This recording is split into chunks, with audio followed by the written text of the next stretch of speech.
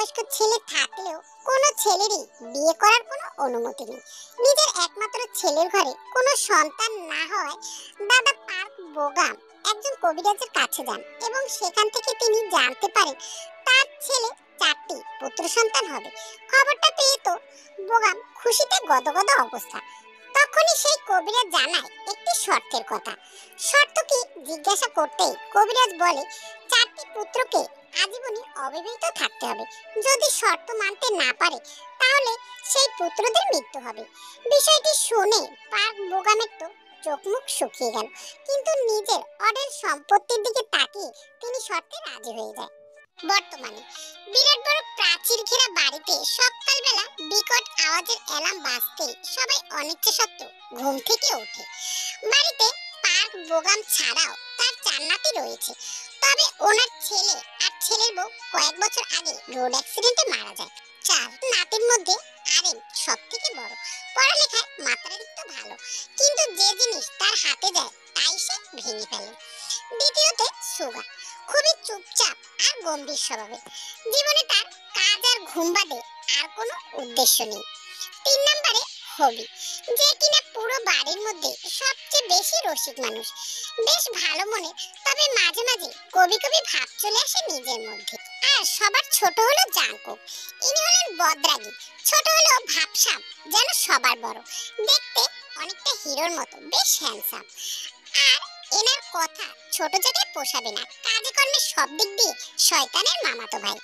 সকাল সকাল জাঙ্কুক ঘুম থেকে উঠে রান্নাঘরে যায়। কিছুক্ষণ পর সুগা টেবিলে বসে জাঙ্কুককে কর্কশ গলায় ডাকতে থাকে। কি হলোটা কি, বাড়িটা কি মাথায় তুলে ফেলবি? তোকে তো মেরে চ্যাপ্টা বানিয়ে দিচ্ছি না, সেটাই ভালো। কয়টা বাজে সেদিকে খেয়াল আছে? নাস্তা কোথায়? আমায় দেখে কি মেয়ে লাগে তোদের?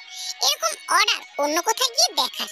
একই তো সকাল সকাল উঠে সবার জন্য নাস্তা বানাই, আবার ধমক দিচ্ছিস। তখনই পেছন থেকে হবি এসে বলল, এই হালকা নাস্তা বানিয়ে দিতে এত ভাব দেখাচ্ছিস, আর রোজ রোজ যে আমি সবার জন্য রান্না করি, তখন তো এক একজন এসে বলস লবণ কম হয়েছে, তরকারি কাঁচা আছে, ঝাল বেশি হয়েছে। এজন্যই তো বলেছিলাম একটি কাজের মেয়ে রেখে দাও। এত টাকা পয়সা দিয়ে বুড়িটা করবেটা কি? কাজের মেয়ে রাখছি না কেন জানিস না?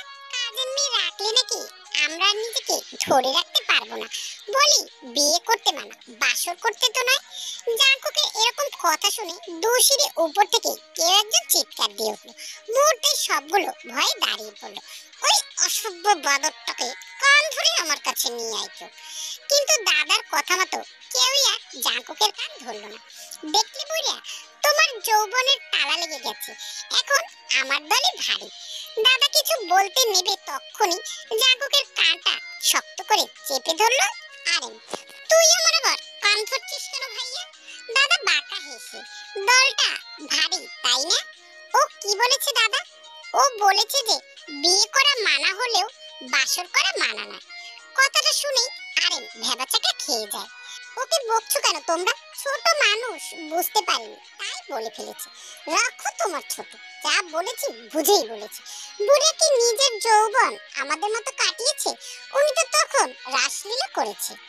তোকে তো আমি, কথাটি বলেই দাদা জাঙ্কুকের কাছে তেড়ে আসতে লাগলো। জাঙ্কুক দৌড়ে পালাতে যাবে, তখনই কলিং বেল বেজে উঠলো। জাঙ্কুক গিয়ে দরজাটি খুলে দিতেই চমকে উঠলো।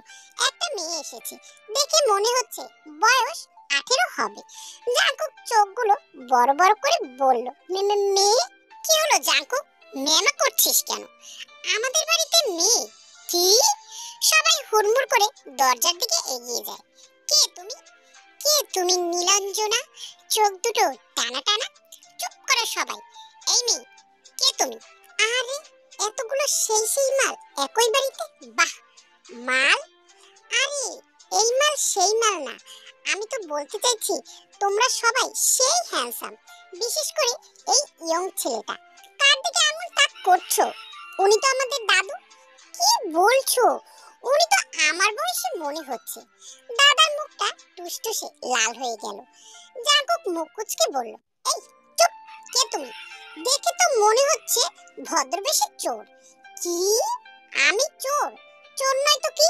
বুড়িকে দেখে বলছো তোমার বয়সী। এসব চোরের লক্ষণ ছাড়া আর কিছুই না। Shut up! একদম কোনো কথা না। কে তুমি মেয়ে?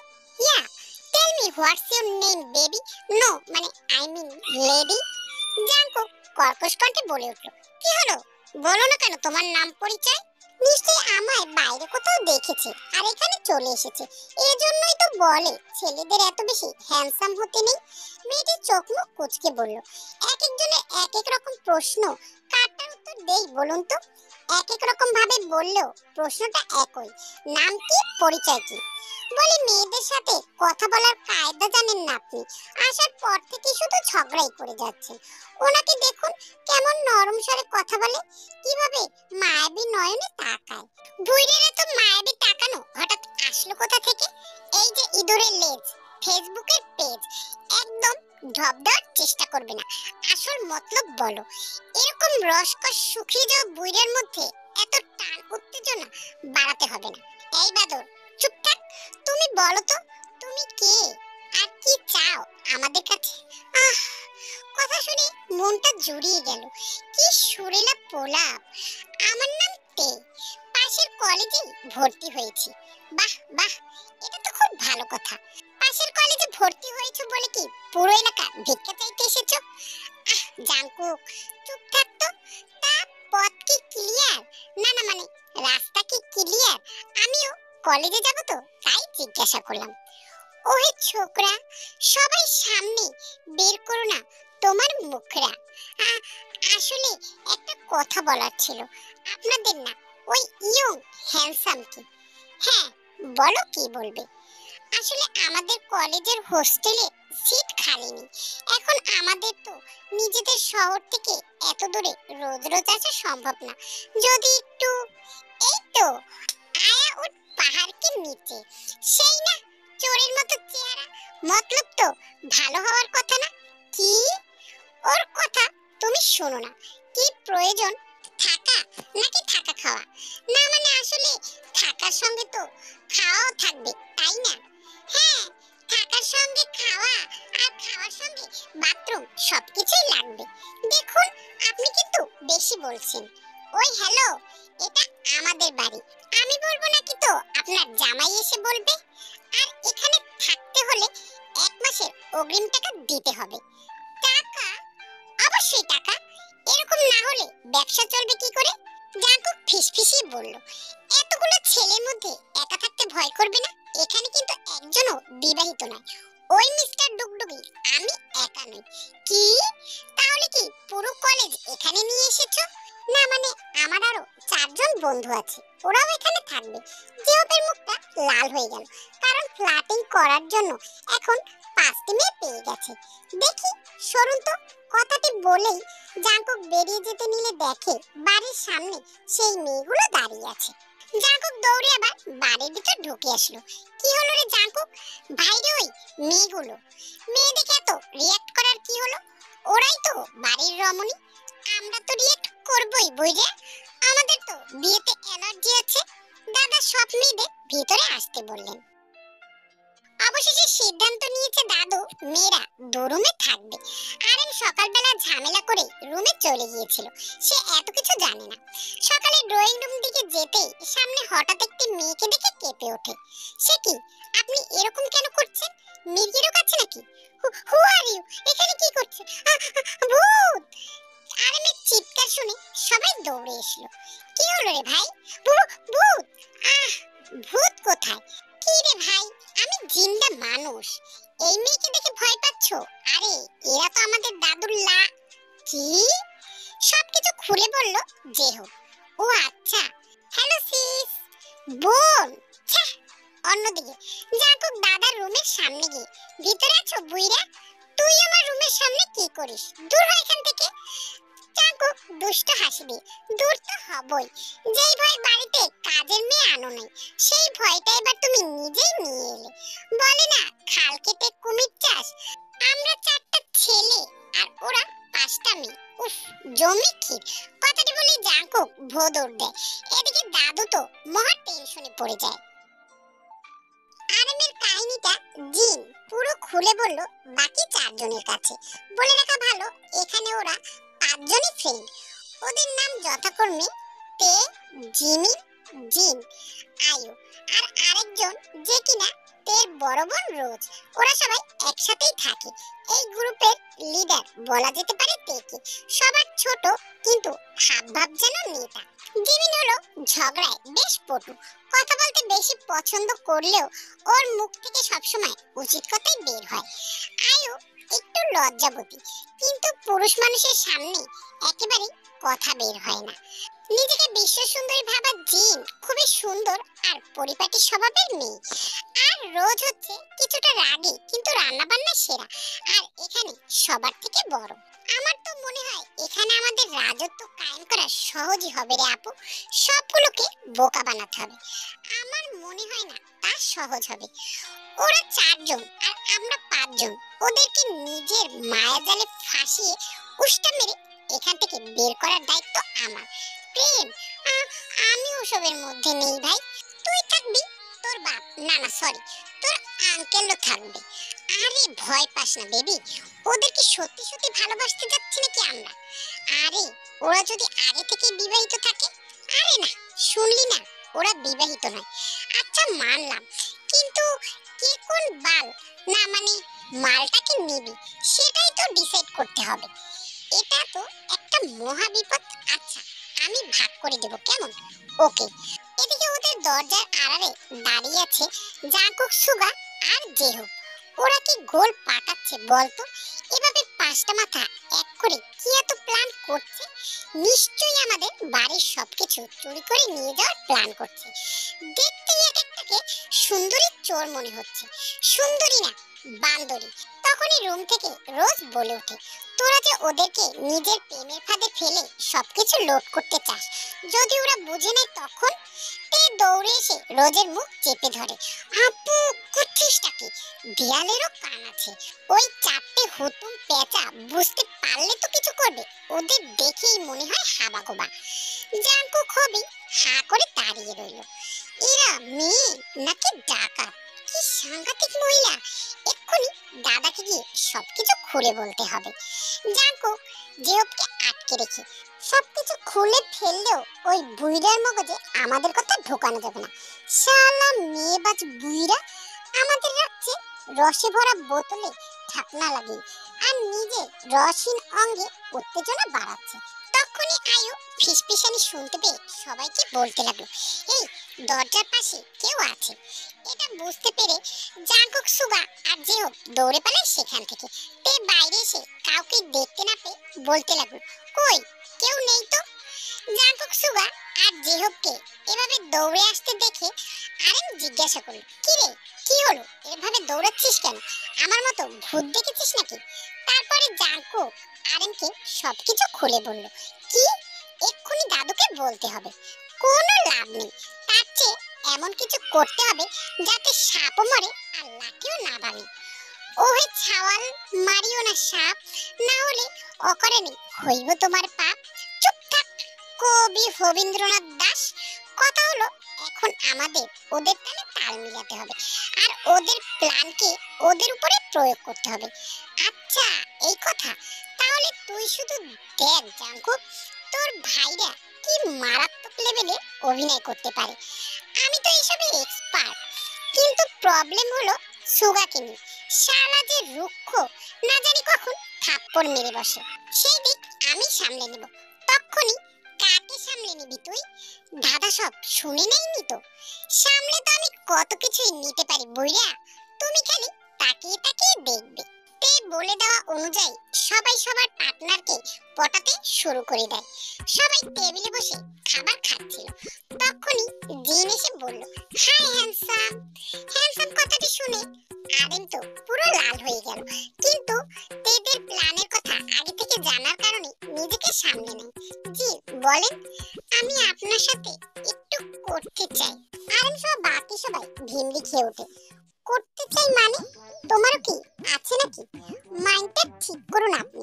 জিন তো আলাপ করার কথা বলছে, তাহলে আমিও করতে চাই। আসুন আপনি। তের মুখ চ্যাপ্টা হয়ে গেল জাঙ্কুকের কথা শুনে। মাইন্ড ইউর ল্যাঙ্গুয়েজ মিস্টার তিরিং বিরিং।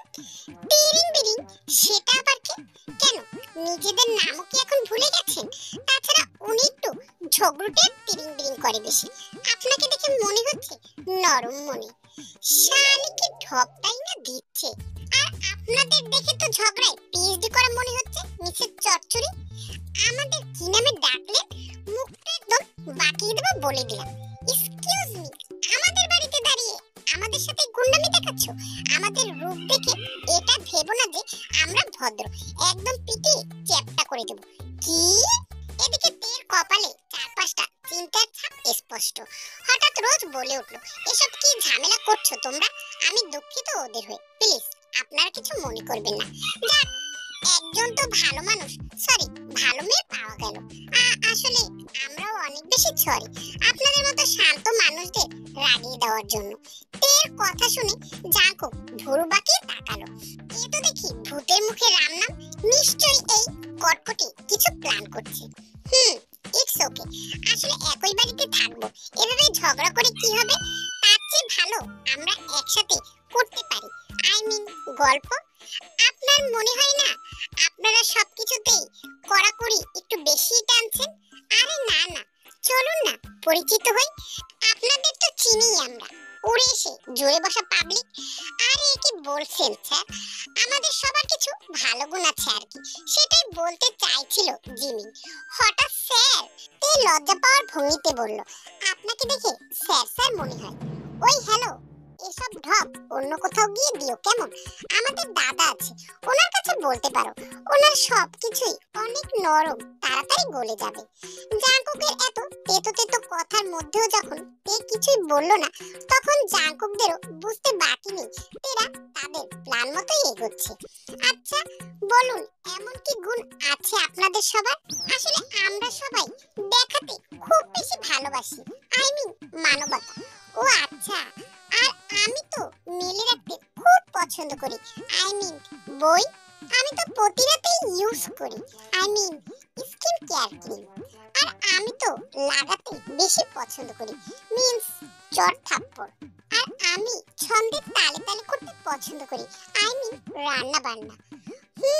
আর আমি চাটতে খুব পছন্দ করি, আই মিন খাবার শেষে প্লেট। আমি তো দ্রুত করতে পছন্দ করি, আই মিন হাঁটতে। আর দিনে 5 বার করতে হয়, আই মিন পড়ালেখা। ওদের কথাগুলো শুনে তেরা হা করে তাকিয়ে আছে। এগুলো কাজ নাকি অন্য কিছু? মাইন্ডটা ঠিক করুন। তখনই কি হচ্ছে কি এখানে? এত শোরগোল কেন? দাদাকে দেখেই তে মুখটা মলিন করে বলল, আপনার দেখা তাহলে এতক্ষণে মিলল সুইটহার্ট। আমার কেমন খা খা করছিল ভিতরটা। তের কথা শুনে জাঙ্কুক বলে উঠল, তোমার ভিতরটা কি সবসময় খালি থাকে?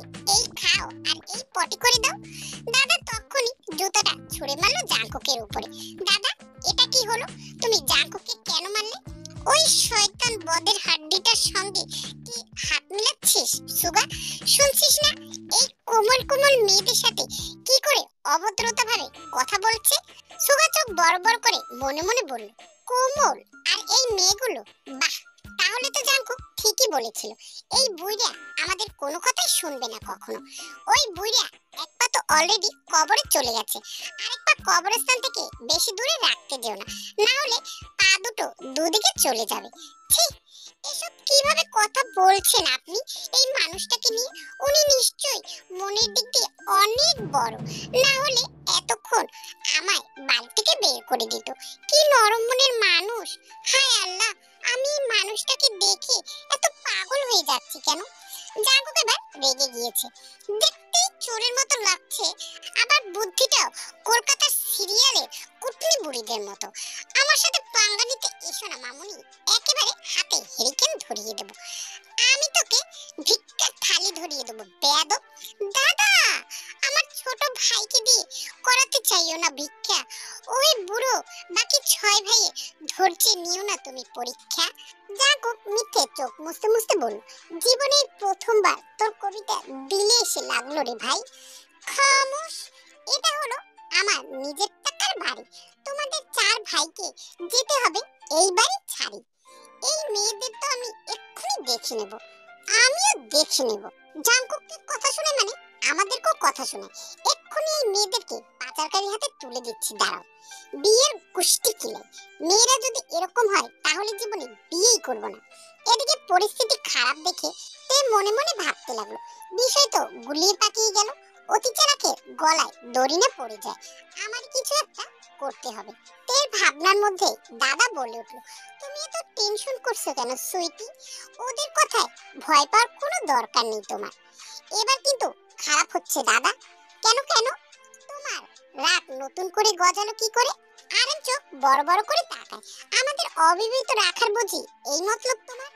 বলেছিলাম না, বুইরা নিজের শেষ বয়সে যৌবন জাগ্রত করছে বলে। আমাদের তো চিরকুমারী রাখলে নিজের বেলায় এত উত্তেজনা আসে কোত্থেকে? খামোশ। আর একটা কথা বললে তোমাদের খাওয়া বন্ধ হয়ে যাবে। এই না হলে আমাদের সুইটহার্ট আর কত আঁকলে রাখবে আমাদের জানু।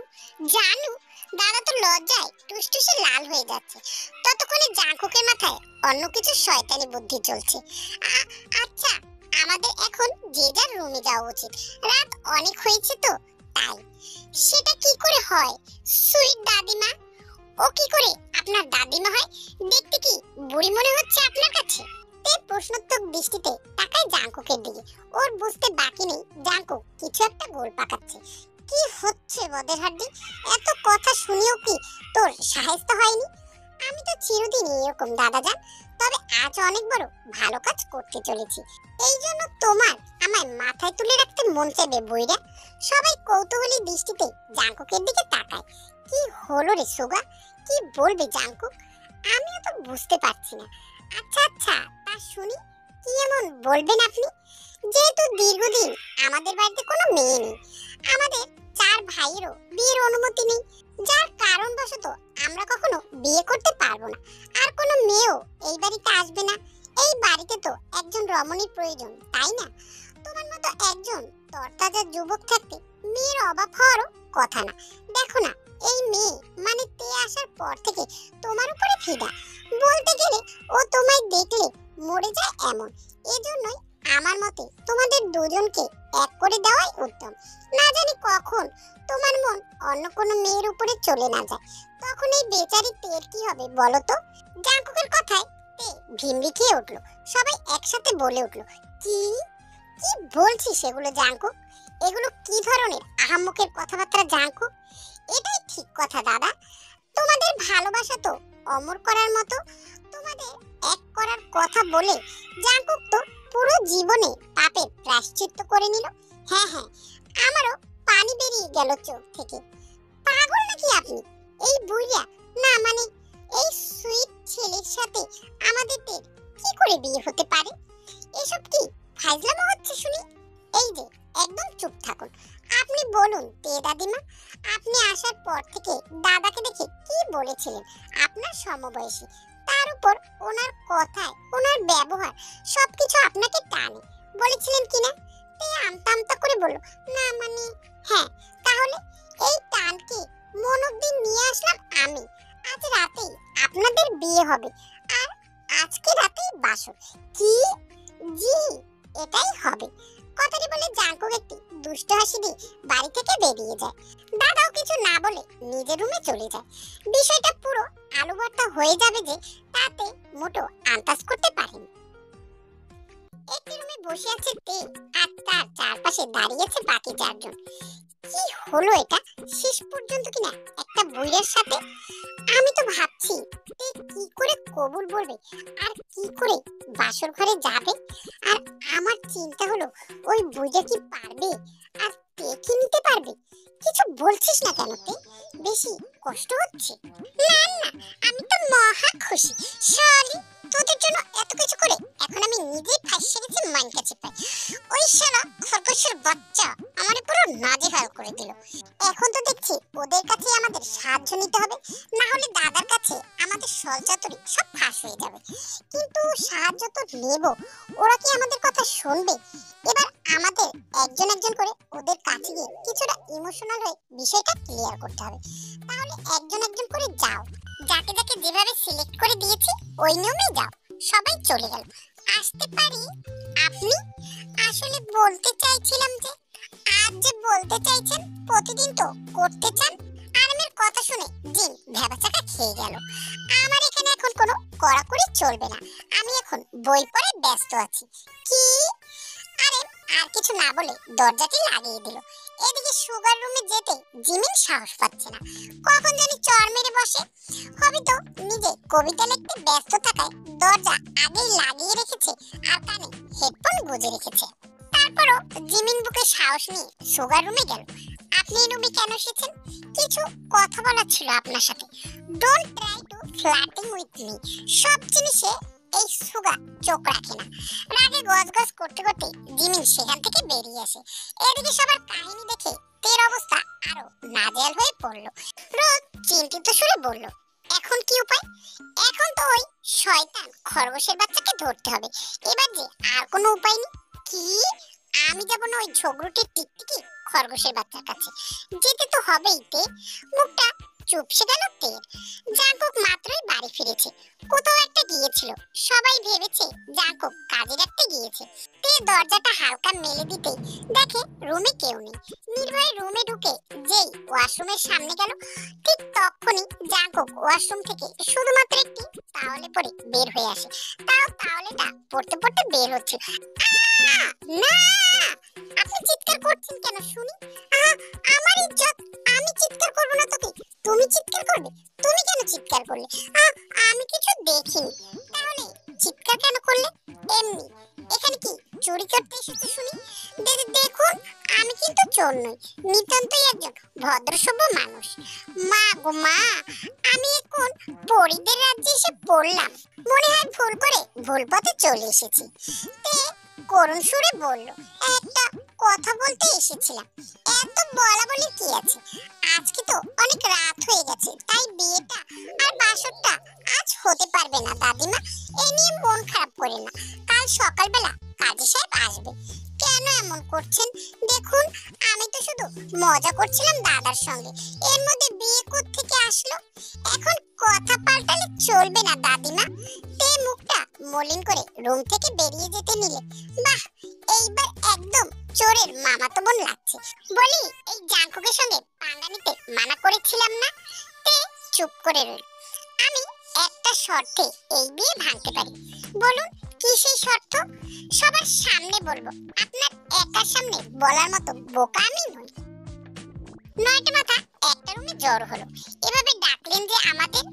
এবার তো বলুন গো, এইভাবে দেখো না গো, কোনো ঢপের লাভ হবে না গো। চোরে না শুনে ধর্মের কাহিনী। এবার কথোপকথন হবে মহিলা বাহিনী। আরে জেহপের দিকে বাঁকা চোখে থাকায় আমি এক শর্তে এই বিয়ে ভাঙতে পারি। সেই শর্তটাই বলেন। কখন থেকে একই ডায়লগ বলে যাচ্ছেন? জাঙ্কু ভুরু বাঁকিয়ে তাকালো। মজা করছিলাম, এমনি বলছিলাম। বলুন, আপনি বলুন। আজ থেকে আমাদের রান্না বান্না তোমাদেরকে করতে হবে। যখন আমরা তোমাদেরকে ডাক দেব, তোমরা একজন করে আসবে আর আমাদের মাথা টিপে দিতে হবে। আমরা যখন খাবার খাবো, তখন তোমাদের আমাদের পাশে দাঁড়িয়ে থাকতে হবে, গল্প করতে হবে। দাদার মুখটা দেখলেই অন্যদিকে ঘুরে যাবে, প্রয়োজনে ওনাকে ভেঙচি কাটবে। মাঝখান থেকে দাদাকে ঢুকালি কেন? উনি তো সবসময় মাঝখানে ঢুকতে চায়, আর এটা আমার পার্সোনাল ডিবেট দাদার সঙ্গে। এ তো শর্ত নয়, যেন শাস্তি, যা তোমরা মনে করবে। আর এটা মানতে পারলে থাকো, না হলে দাদার সঙ্গে গিয়ে বিয়ে করো, বাসর করো। না, এত লম্বা টান দিচ্ছ কেন? আমি শর্তে রাজি। কি? বাকিরা হা করে তের দিকে তাকিয়ে রইল। ব্যাস, হয়ে গেল। এখন আমরা গেলাম। এই তে, তুই রাজি হলি কেন? রাজি না হলে ওই বুইড়ার সঙ্গে আমার বিয়ে দিয়ে দেবে। তখন স্বার্থপর সবগুলা। কিছু তো একটা প্ল্যান করতে হবে ওদেরকে নাজেহাল করার জন্য। তে মনে মনে বলতে থাকে, হ্যাঁ, পরে তোদের গলায় দাদাকে ঝুলাবে শালিরা। আমি আর ওসবের মধ্যে নেই। সকাল সকাল তীক্ষ্ণ সাইরেনের আওয়াজে তেরা সবাই ঘুম থেকে লাফিয়ে উঠলো, দৌড়ে বাইরে চলে আসলো। আল্লাহ গো, ভূমিকম্প ভূমিকম্প, ইয়া আল্লাহ! কিন্তু আমার গা তো কাঁপছে না, মাথাও তো ঘুরছে না। আরে আসলে কি ভূমিকম্প হচ্ছে? সাইরেন যখন বেজেছে, তাহলে কোনো কম্পন তো হচ্ছে। ভাই, এ আবার নতুন কোন কম্পন শুরু হলো? বুঝতেই তো পারছি না। কোনো কি ক্ষতি হচ্ছে নাকি? নিচের দিকে তাকিয়ে তে খেয়াল করলো ওরা চার ভাই দাঁড়িয়ে আছে। সাইরেন কেন বাজাচ্ছেন?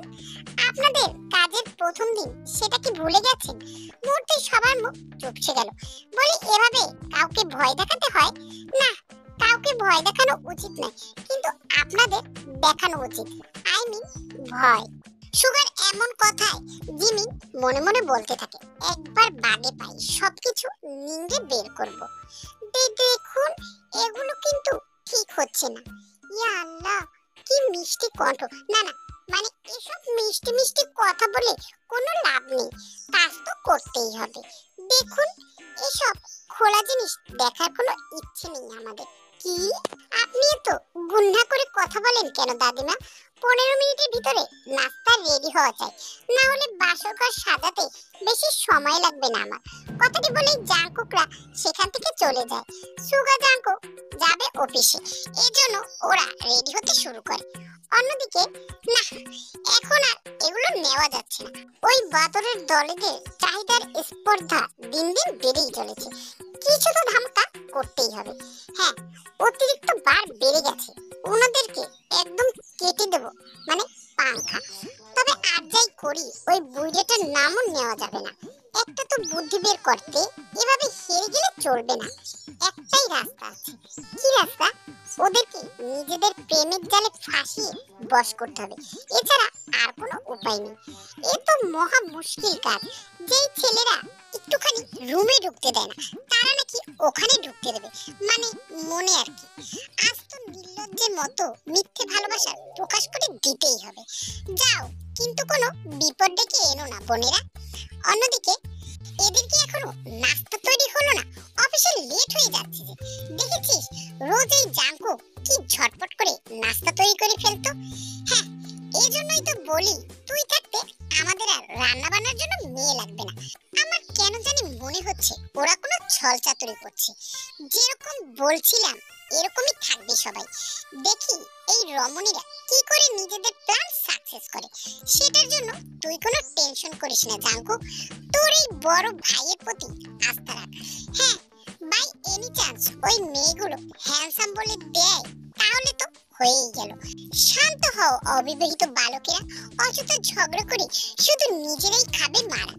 এই চুপ, কেউ মনে হয় দরজায় আড়ি পেতে আছে। এই বলে জাঙ্কুক দরজার দিকে ইশারা করলো। হ্যাঁ রে, কারো ছায়া দেখা যাচ্ছে। তাহলে একটা কাজ করি, আমরা নিজেদের মধ্যে কথা বলতে থাকি। হ্যাঁ, আর আমি গিয়ে দরজাটা খুলে দিই, কেমন? যেমন কথা তেমন কাজ। ওরা সবাই কথা বলতে ছিল আর জাঙ্কুক দরজাটা দ্রুত খুলে দেয়। মুহূর্তে হুড়মুড়িয়ে 5 জন এসে পড়ে ফ্লোরে। এদেরকে দেখে মনে হচ্ছে কোনো ডাইনোসর করে রেখে গেছে বমি। এই যে ছিঁড়া খাতা ছাতার মাথা, একদম ডুগডুগি বাজিয়ে দেবো বলে দিলাম। হোয়াটটা, তখনই তে আয়ুকে চিমটি কেটে থামতে বলে।